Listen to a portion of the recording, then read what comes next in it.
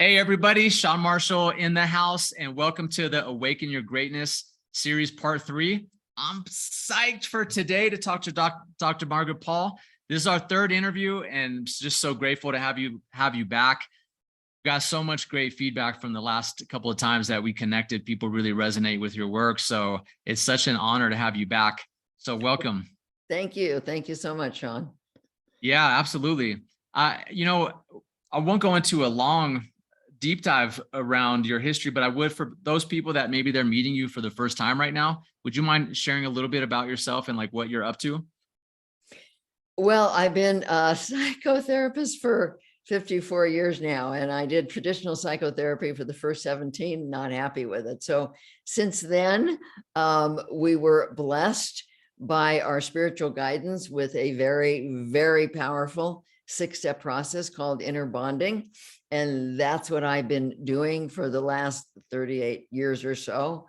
And it's amazing how life-changing this process is for the now I think hundreds of thousands of people that I've worked with around the world. So I've got 12 published books out there, some of them bestsellers, and I just continue to do everything I can to put out the information that can be such a big help to people.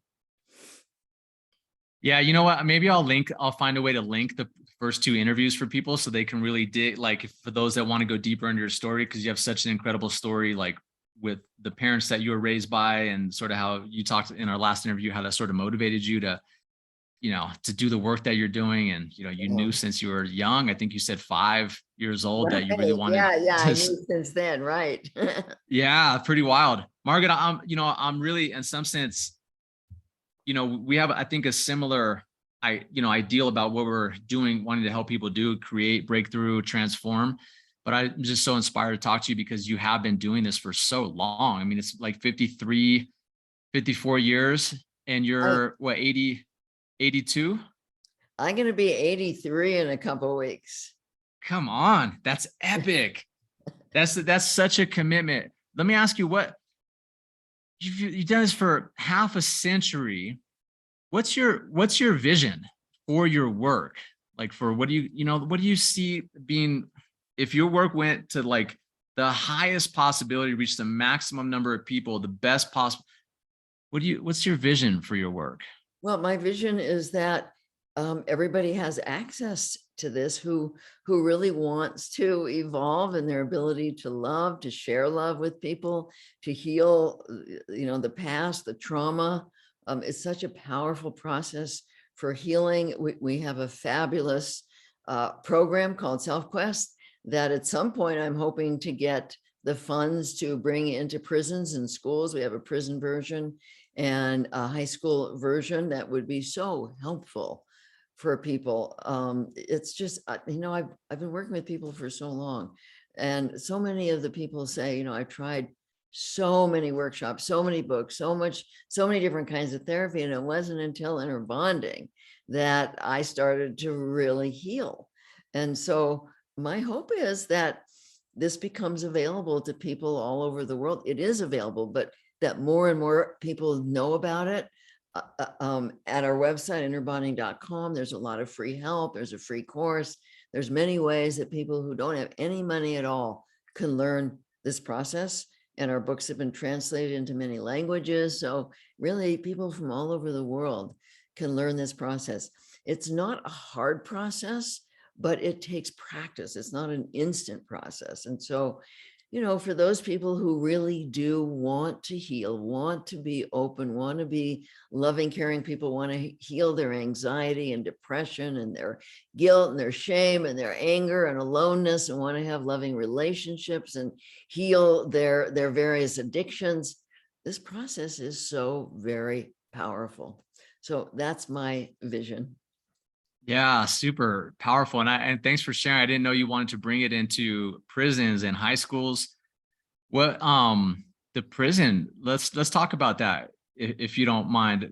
How would that look? Would there be a facilitator that would go into, someone be certified and go in, or that there would be a facilitator that goes in. They would have to have access to a computer, and they would get signed up with their own program. We have a prison program and a high school program, and they would go into that. And for anybody who has the discipline to do learning on their own, or there will be a facilitator available at times, it's very powerful. I've had people who have taken this program who have been like addicted to cocaine for 20 years be able to get off of it, even though they went to so many recovery centers over and over again. They couldn't get off of it, or alcohol, people who've been addicted to alcohol for so long and couldn't get off of it, take this course and then be able to stop drinking. And so, I've seen over and over again that when they really understand the underlying issues of what they're using their various addictions to avoid, and they learn how to deal with the pain that they're avoiding. I mean, this is the issue, is that, people, most of us grow up with a lot of pain. We have no idea what to do with it.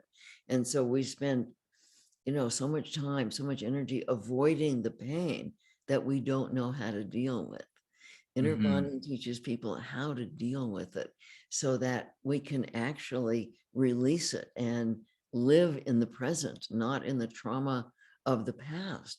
One of the things that I've seen over and over again is that, there's a lot of trauma therapies out there, like emotional freedom technique and somatic experiencing and EMDR and TRE. These are wonderful. But when people do these trauma therapies, but they don't learn how to treat themselves today differently than how they were treated, they traumatize themselves. So when we grow up, as we're growing up, we absorb the woundedness of our parents and our other caregivers. And then in that ego, that wounded ego, we keep treating ourselves the ways that we were treated. We judge ourselves, we ignore our feelings, we numb out with various addictions, we make other people responsible for our feelings. And so we keep abandoning ourselves in the ways that we were abandoned as we were growing up. And so we re-traumatize ourselves. So people can do the trauma therapies, they can do DBT, they can do all the different therapies. But if they keep on abandoning themselves, they're going to keep on traumatizing themselves. And so with inner bonding, they learn to develop a spiritual connection that brings in love, that brings in truth, that brings in comfort, and brings in the information of what loving themselves really means. And this is what heals, when people learn to see who they are in their true soul essence. Because so many people think that they're this wounded ego. They don't understand who they really are. And when they do, they learn to cherish themselves. They learn to be loving to themselves. And that's what heals. Well, and what a great question that is. Who are you? Who are you? Yeah. Who are you? Ah, And I work with people in my very first session with people, because I work individually still with people. I help them discover that. It's not very hard to begin to discover who you really are. What's hard is to remember it. What's hard is to know how to love ourselves, because if you look around, there are very, very few role models of people who actually do love themselves. Certainly, I had no role modeling at all. My parents had no idea how to be loving to themselves, how to see or value who they are. They were atheists. They had no spiritual connection. They had no way of knowing who they are in their soul, which is our true self, our essence. And so when Spirit brought in inner bonding, and I realized I needed this process so badly, it took a while for me to understand who I am, but it was through the process that I learned to see my true self. Because I thought I was bad. I thought I wasn't good enough.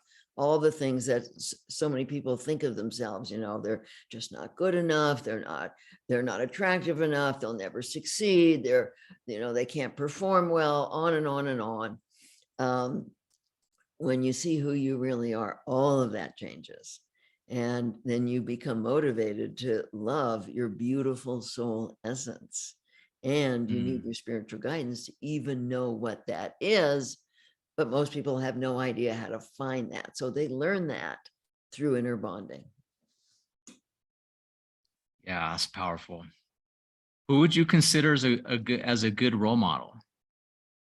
Like in the public eye? Like the Dalai Lama. Dalai Lama, yeah. Yeah, I think, he was a really good role model. Nelson Mandela was a really good role model. There's been a few, but they role model being loving to themselves in the world. But what we don't see is being loving to ourselves in our personal relationships. Where do you see that? Yeah, where do you see that? Yeah. Only at home. It Well, and that's and who role models that at home? yeah, mom and dad. Yeah, right. They're not role modeling being loving adults in their relationships. Very few people know how to do that. Yeah, I love this conversation. Well, I've heard people say, I know you've heard, I'm certain you've heard this, sometimes parents will say, or you'll speak to one of the parent or both of them, and they may say, yeah, our relationship, our marriage, it sucks, or, we're kind of roommates, we become roommates. Right, But then they'll say like, but we're staying together for our kids, right? right, You right. heard that before? Mm, I've heard very that. often, very often. And what I often tell parents is if there's a lot of conflict, if there's a lot of fighting, if there's a lot of distance, if there's no real connection, you're really not doing your kids a whole lot of good because they're not seeing what it's like to have a loving relationship. There is Mhm. there is a possibility if these two separate that they'll meet other people and have loving relationships, although they might not. Now, it's not easy on kids, obviously, when parents divorce. And if they have a peaceful relationship where they're friends, it might be okay for the kids. But very often, I work with people who wish their parents had divorced. Ah, Yeah, that they say, "Oh my God, it would have been so much easier for me, to not be in this chaos, to not be in this violence, to not be in this anger. It just would have been so much easier." In fact, I've had people say, "I really worked and forced the divorce because I couldn't tolerate what was happening." the kids Yeah. worked and pushed for it. Well, as they got older, they were able to do that. But over and over again, these adults wish that they hadn't had to grow up in that environment.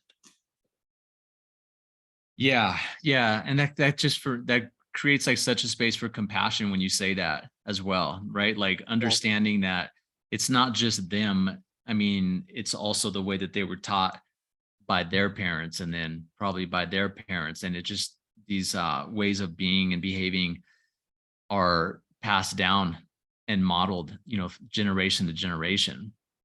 Well, yeah, and then I work with a lot of people who, stayed in this relationship. Let's say that their mother was the victim and the father was the controlling, angry one. And then the child, often a daughter, but sometimes a son, becomes the parent to the parent.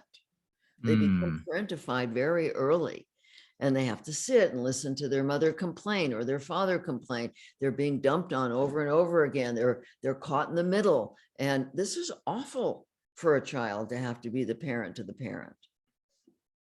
Yeah, what a confusing role. What is that? How does that end up showing up later on in life when, in some sense, if you're a child and you've been partially or fully robbed of your childhood because you had to learn how to parent the person that's supposed to be parenting you, how does that end up displaying itself typically as an adult?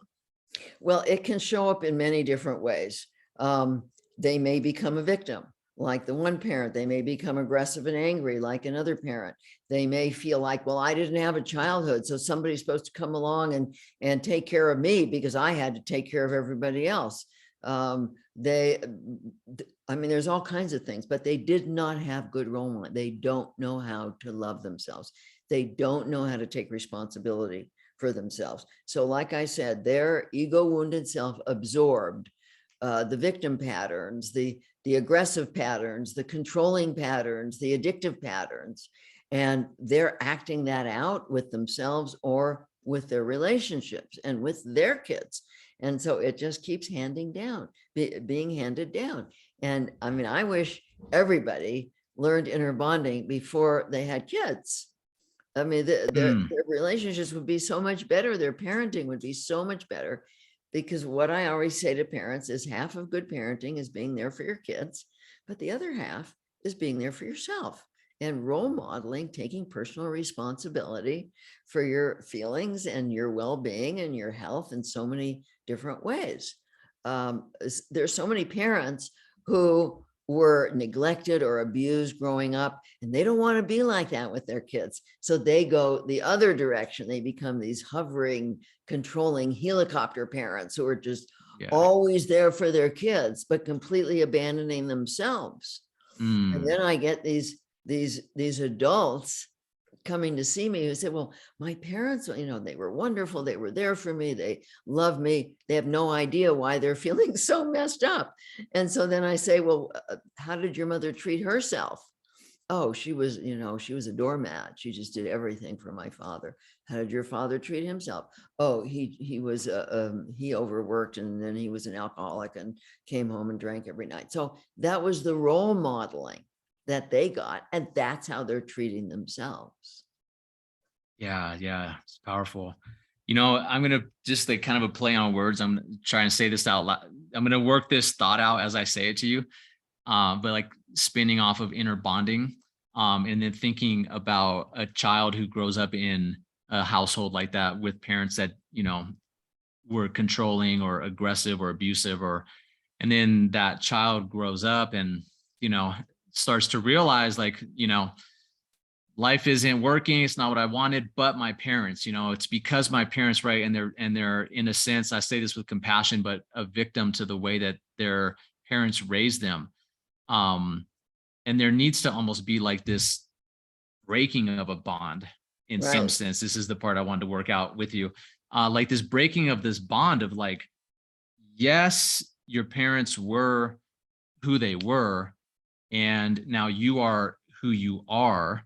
And how do you go about like owning it and just accepting that, yes, like they did do that. Yes, maybe it wasn't right. And also though, now you have a life to live, and it's going to be hard for you to live your life as so long as you're blaming your parents for who you've become. Yeah, that's right. In the inner bonding process, there's only two intentions. And one is the intention to protect against painful feelings with various forms of controlling behavior. And of course, one of them is blaming parents. The other intention is to open to learning about loving yourself and sharing your love with others. And so one's intention governs everything.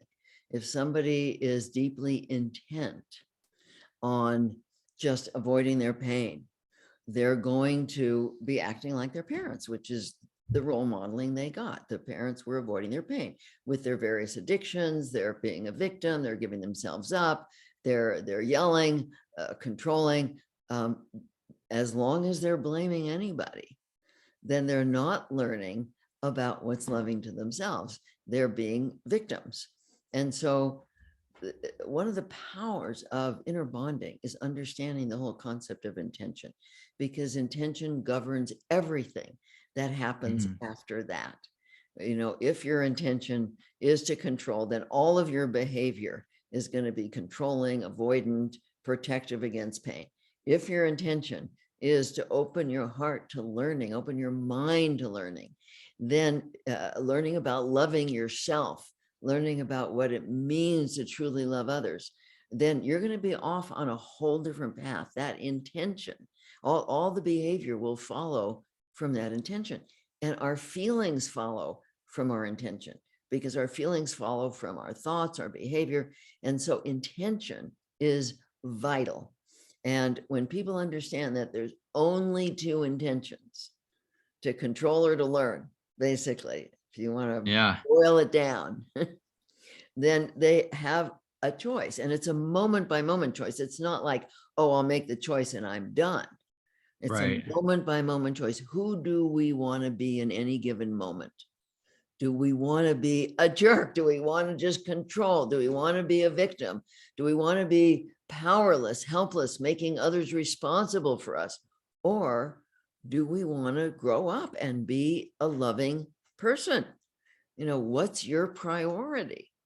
And so when people Yeah. decide that their highest priority is to do what I think we came here to do, which is to evolve in our ability to love, Mm. then that's the path we get on.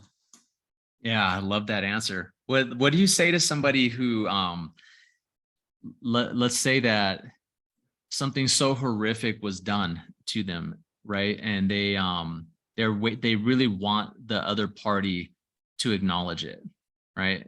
But you see that there's so many different ways, like conversation that's happening across our country in different ways. But also, it's really present to me right now because I'm in at this moment of recording, I'm in Taos, New Mexico, and there really is this is two spectrums. There's this really energetic, a lot of healers come here. And then there's a lot of pain here, as well in this area, maybe from what's happened with, with the indigenous people throughout the years. And I've heard people debate this and say like those people, and I don't just mean indigenous people, I mean anybody who's hurt, they need acknowledgement, and that would really set them free. I don't know that I believe that. I don't believe that, but what's what from your perspective, if someone's waiting for acknowledgement from somebody else to heal, what's your take on that?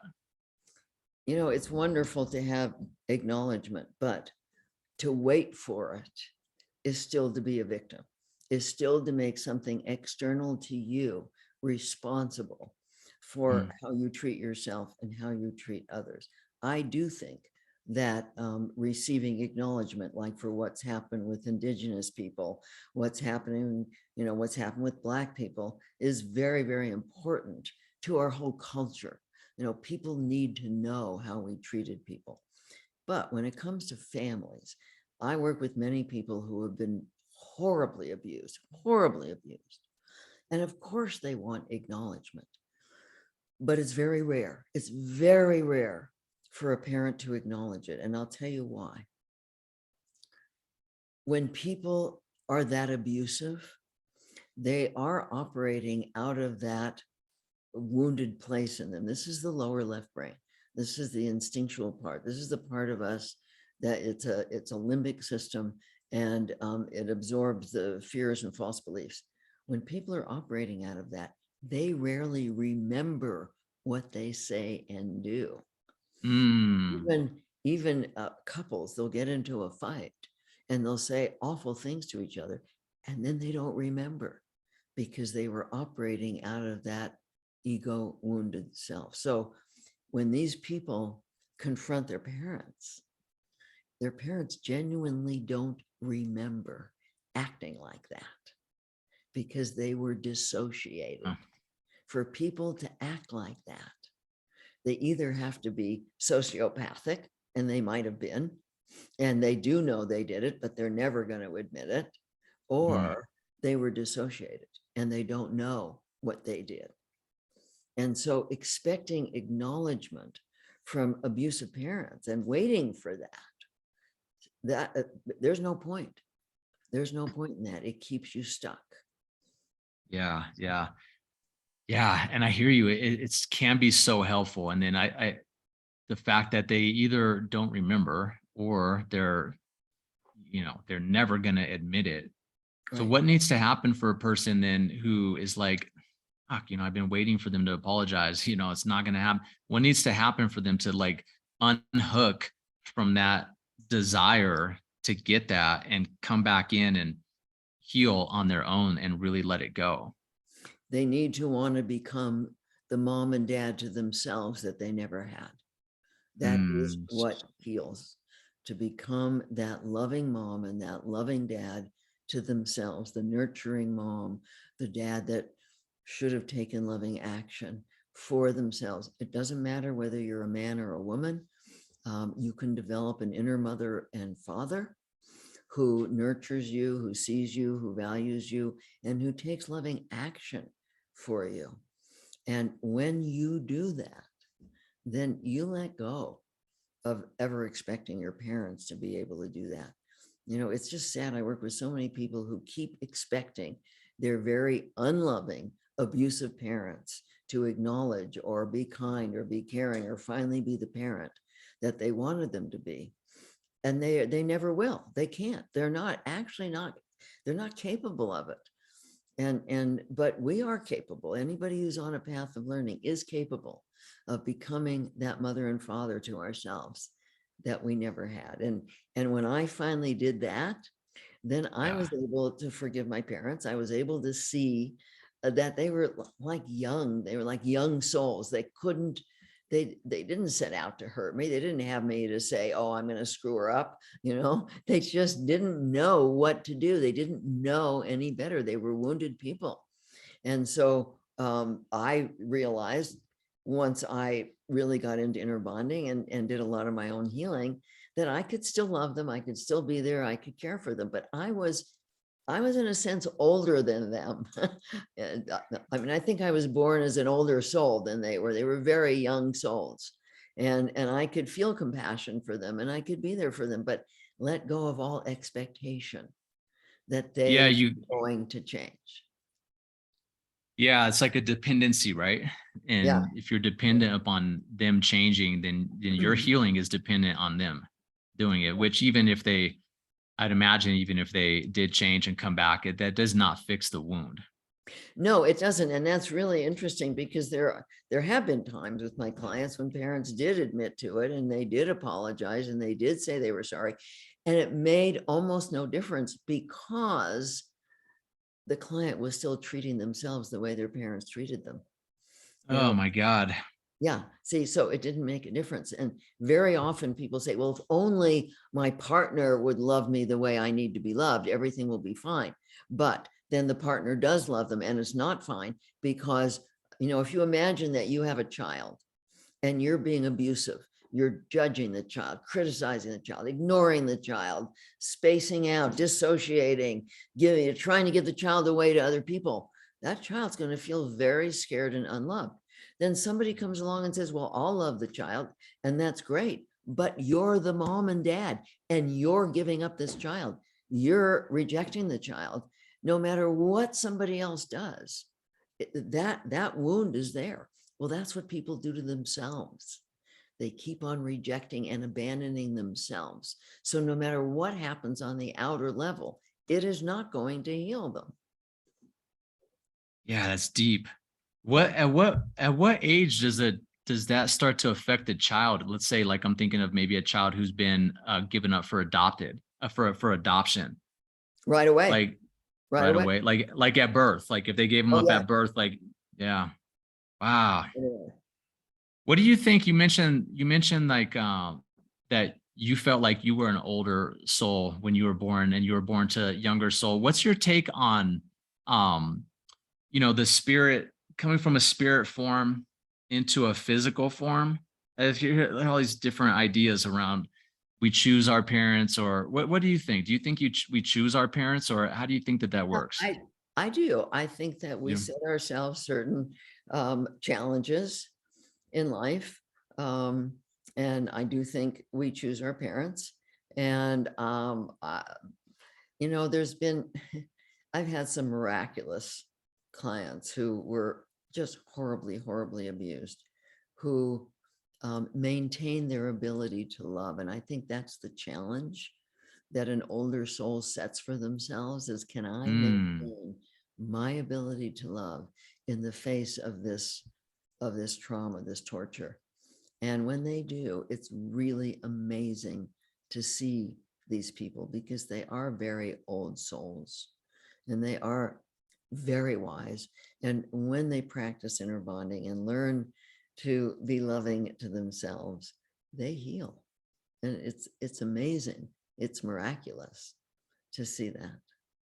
Yeah, that's really powerful. That's beautiful. Can I maintain my ability to love?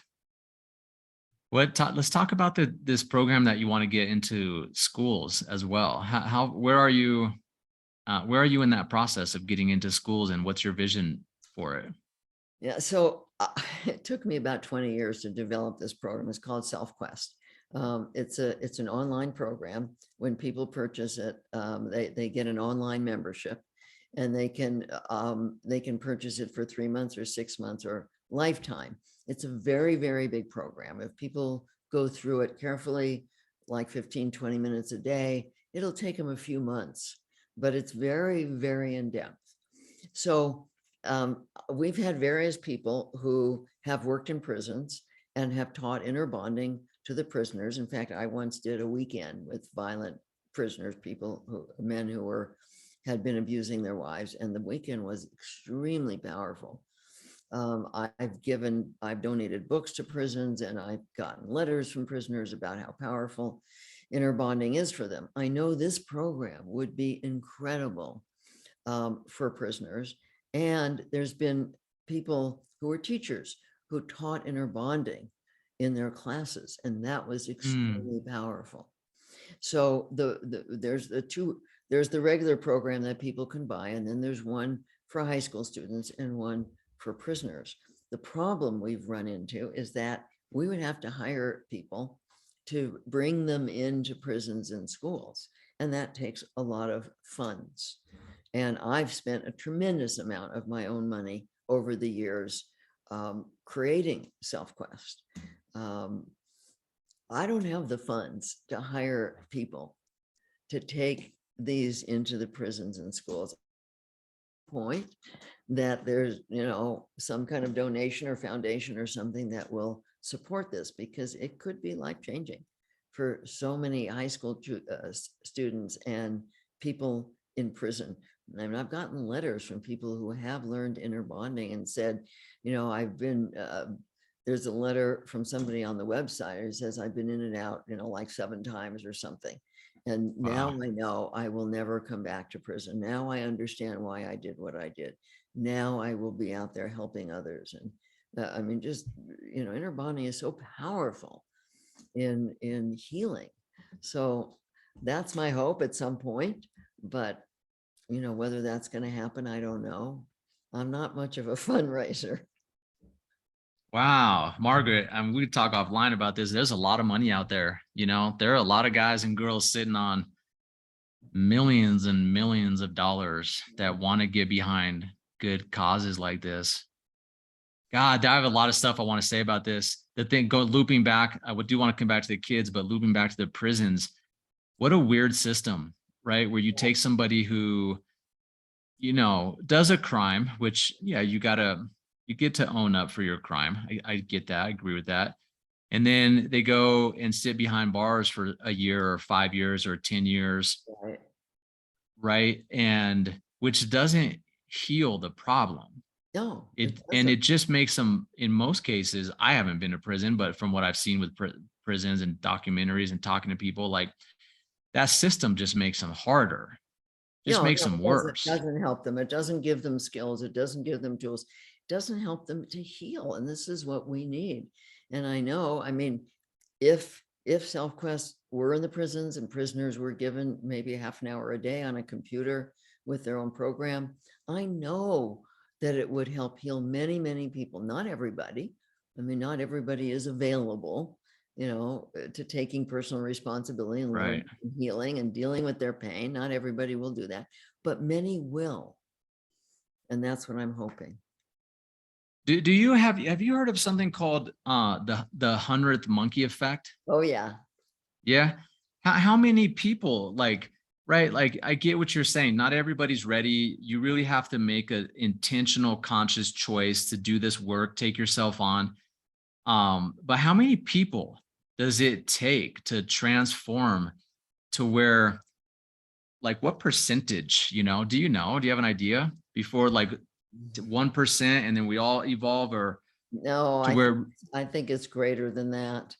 I don't know. I don't know what it is. And I don't know that they've determined that in the studies that they've done regarding the 100th monkey theory as to what percentage. I mean, maybe we want to give the little story of the 100th monkey, and that is that there were scientists studying monkey behavior on 2 different islands. Supposedly, I'm not sure about the whole story or what the reality is, but apparently they gave dirty potatoes to monkeys on one island and taught them how to clean the dirty potatoes. And once a certain number of monkeys learned to clean their dirty potatoes, spontaneously the monkeys on the other island started to do that. And there's been many scientific studies. I remember one where they taught a dog to do a really hard trick that no dog had ever learned. And it took like a year. And then they taught another dog in another part of the world the same trick. And it took like 6 months because it's kind of in the collective unconscious. And then they took another dog in another part of the world with the same trick, and it took like 3 months. And so, there's a collective unconscious here. I don't know what the percentage is, but I'm sure that, as more and more people open to learning and loving, it will certainly affect. But so does, we see what's happening in the world. There's kind of a polarization happening where it's Yeah, kind of. it's like the good are getting gooder and the bad are getting badder. Yeah.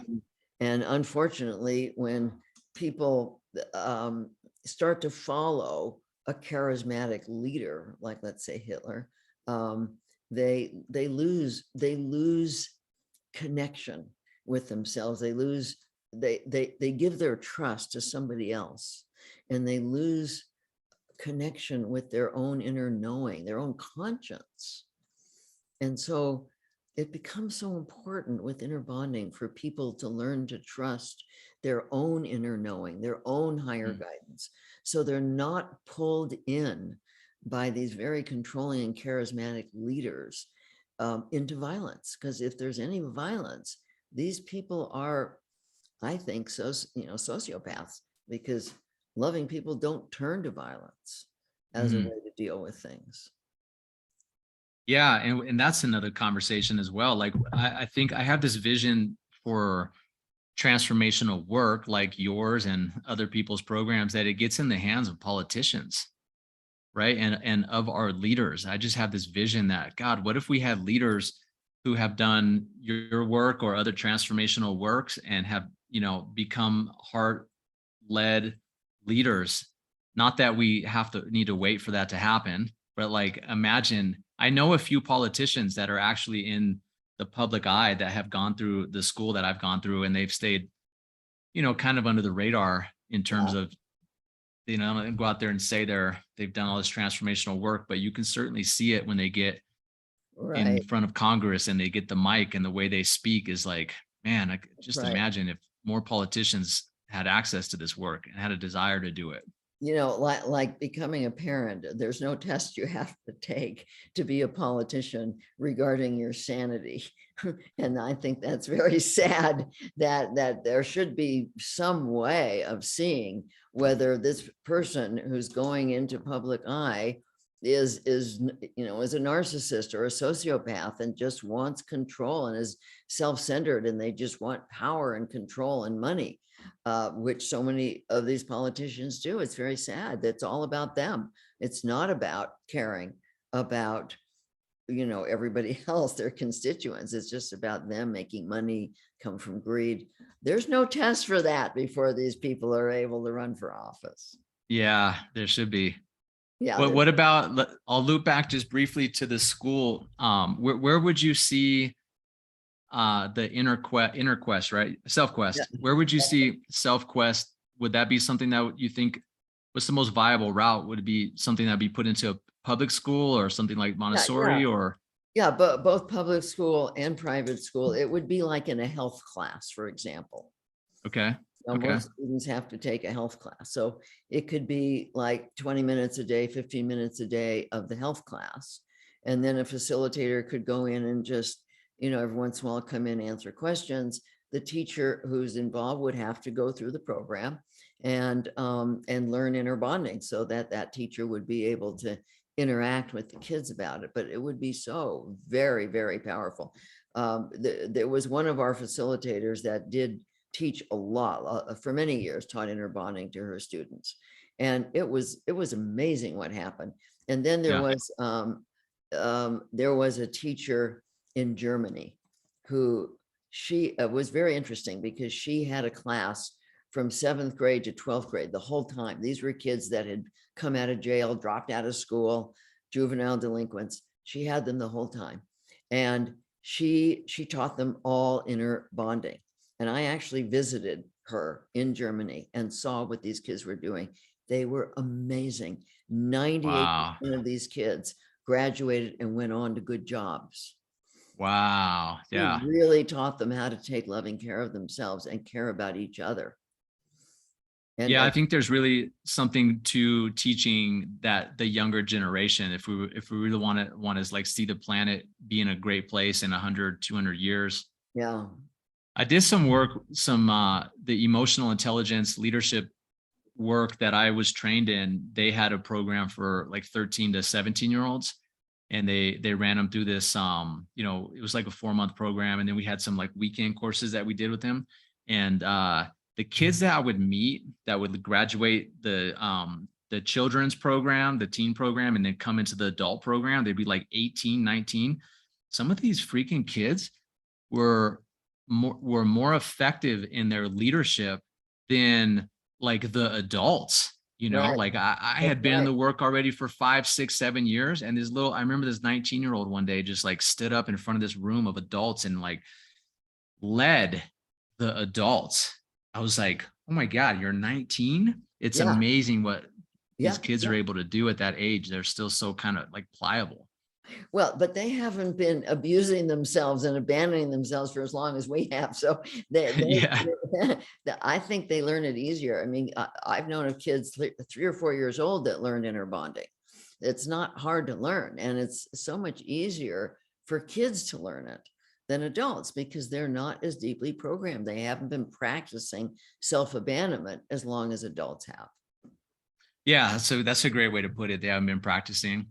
Well, I'm setting the intention through this message that maybe somebody listening, or I'm not attached to it coming through this interview, but I just know there's people out there that have money to invest and that want to do good with their money. So I'm just setting an intention that somebody that has that bag of money that they want to do good with hears this or sees I this. hope so. I was able to raise funds to put the program together. It took a lot of money to put this program together. When I first designed it, they didn't even have the coding for it. So it was a process. And I was able to do that and design the program. It's a great program. But as far as getting people to now support what I need, that I don't know how to do that. So if anybody does, I'd be very grateful. Yeah, awesome. Well, we got a great network through this interview series. So the intention, just you never know, right? We just put the intention out there. Right. Margaret, this is awesome. Thank you so much. For folks that want to connect with you and jump into your world and feel called to work through either self-quest or inner bonding, I'll link this when I send the interview out, but you're offering a gift so they can come into your world. What is that gift? Yeah, so there's an ebook called The 6 Secrets to Profound Self-Love and Joyous Connection. It's a little ebook that does teach the basics of inner bonding. And so people can start with that. Great. I'll link that so people can grab it and just get your work out there to more people. That'd be great. Yeah. Yeah, people can go to innerbonding.com for so much information.